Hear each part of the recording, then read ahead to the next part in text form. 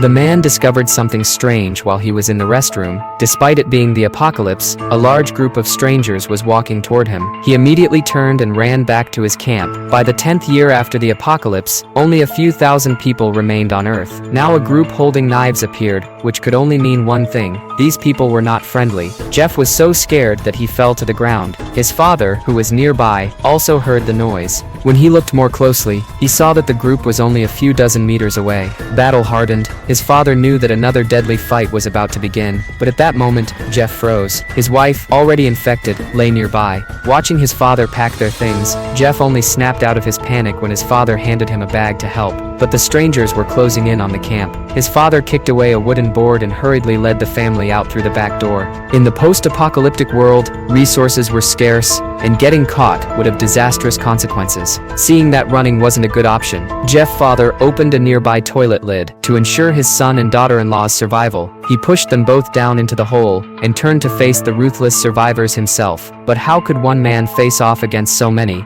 Unfortunately, the old father was killed on the spot, but in order to survive, they had to suppress their grief. However, even worse things were about to happen. The group had entered their camp. They found the bag that Jeff had carelessly left behind. Inside were precious pills. Since most people had been infected after the apocalypse, these pills were the only way to survive. But now the group had taken the pills. What would happen to Jeff's wife, who was already infected? Jeff planned to wait until they left before coming out. But as the group passed by the trapdoor, their leader seemed to notice something strange. Under a pile of scattered twigs, something was off. Jeff quickly covered his wife's mouth. When the leader crouched down, preparing to lift the lid to check, Jeff quickly pulled the wooden board back into place, stopping the leader from uncovering the trapdoor. But what could be inside? The leader too felt curious. Could it be storing some supplies? He crouched down and sniffed the air.